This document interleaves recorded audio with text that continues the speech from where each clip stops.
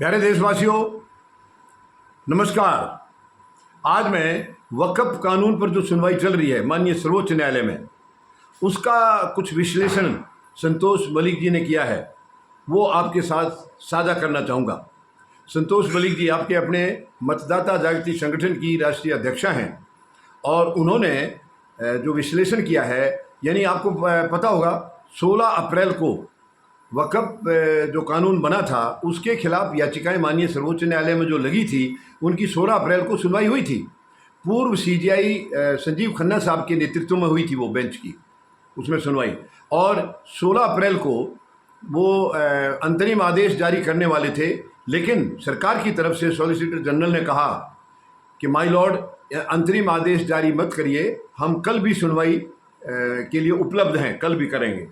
तो इसलिए 16 और 17 अप्रैल 2 दिन सुनवाई हुई। 17 अप्रैल को अंतरिम आदेश जारी हुआ था, ये मैं आपको पहले बता भी चुका हूँ। और उस अंतरिम आदेश में सरकार को जवाब देने के लिए 1 हफ्ते का टाइम दिया गया था। सरकार का जवाब आने के बाद याचिकाकर्ताओं को यानी 5 दिन का टाइम दिया गया था। सब ने अपने अपने जवाब दाखिल किए और उसके बाद 5 मई को सुनवाई हुई थी। यानी 17 अप्रैल के बाद अगली सुनवाई 5 मई को हुई थी, जिसमें संजीव खन्ना साहब ने फिर अपने आप को अलग कर लिया था और उन्होंने ये कहा था कि अब मेरे लिए समय बहुत कम है, क्योंकि उनकी रिटायरमेंट 13 मई को थी। तो उन्होंने कहा कि अभी मेरे लिए इस कानून को सुनना संभव नहीं होगा, तो मैं ये आने वाले जो सीजेआई साहब होंगे, उस वक्त उन्होंने ये कहा था कि आने वाले जो सीजेआई साहब होंगे उनके नेतृत्व में 15 मई को इसकी सुनवाई होगी, और उन्होंने उसको ट्रांसफ़र कर दिया था।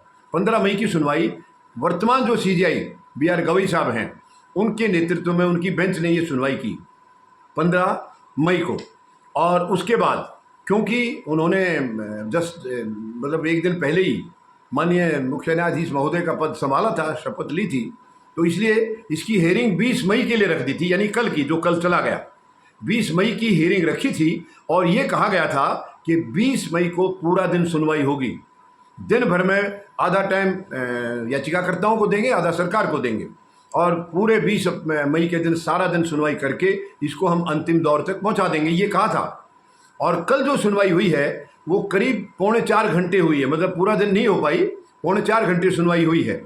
और उस सुनवाई में कुछ चीज़ें अलग से निकल कर आई हैं। अभी जो पहले संजीव खन्ना साहब की बेंच में जो सुनवाई हो रही थी, उससे कुछ अलग रास्ता भी नज़र आ रहा है।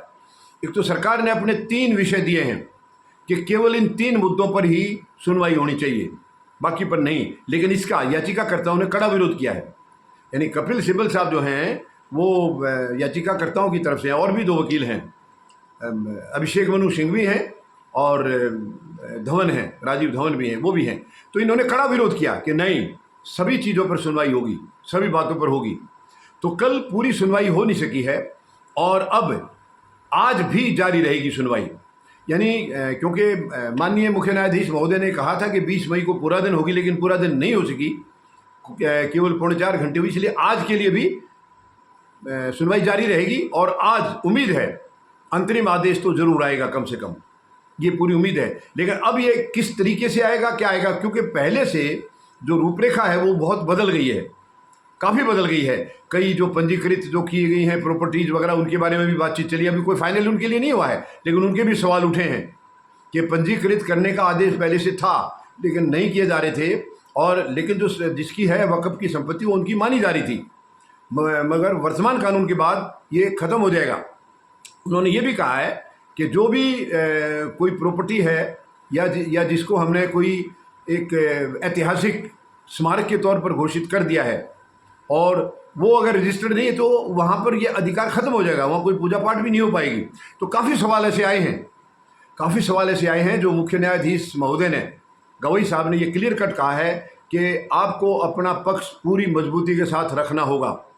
पक्ष मजबूती से होगा तभी हम आगे की कार्रवाई करेंगे। हम ऐसा नहीं है आंख बंद करके भी किसी कानून को जो सरकार ने बना दिया है, आंख बंद करके हम उसको रद्द नहीं करेंगे।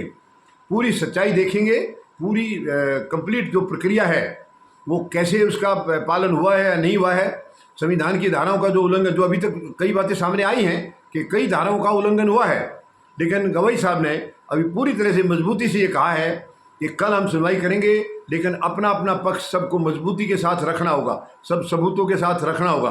फिर उसका क्या होगा, भविष्य क्या होगा उसका। आज उम्मीद है कि शायद आज इसका पता क्लियर मेरे ख्याल में हो जाएगा कि इसका भाग्य क्या रहेगा। वक़्फ़ कानून रद्द होगा या इसमें कुछ धाराएं हटाई जाएंगी या क्या होगा। आज तकरीबन इंटरिम आदेश आने की उम्मीद पूरी पूरी है। तो हमें आज की सुनवाई पर नज़र रखनी होगी। संतोष मलिक जी ने यही कहा है कि जो विश्लेषण किया है वो मतलब पहले की सुनवाई से थोड़ी अलग दिशा में अब सुनवाई जा रही है। अब उसमें सरकार का पक्ष मजबूत रहेगा या याचिकाकर्ताओं का रहेगा, ये चीज़ें भी समय के गर्भ में है, जो कि आज इनका खुलासा शायद हो जाएगा, ऐसी उम्मीद लगाई जा रही है। तो आज की हेयरिंग की हम इंतजार करते हैं, आज की सुनवाई में क्या निकल कर आता है, दिशा किस तरफ जाती है, क्या इसमें सरकार का पक्ष कमज़ोर पड़ेगा या याचिकाकर्ताओं का कमज़ोर पड़ेगा, कानून रद्द होगा या क्या उसका प्रारूप होगा। ये आज मतलब हियरिंग के बाद में करीब करीब साफ उसकी तस्वीर नज़र आ जाएगी, ऐसी उम्मीद है। तो आज की हियरिंग का हम इंतज़ार करते हैं। धन्यवाद। जय जवान, जय किसान, जय हिंद।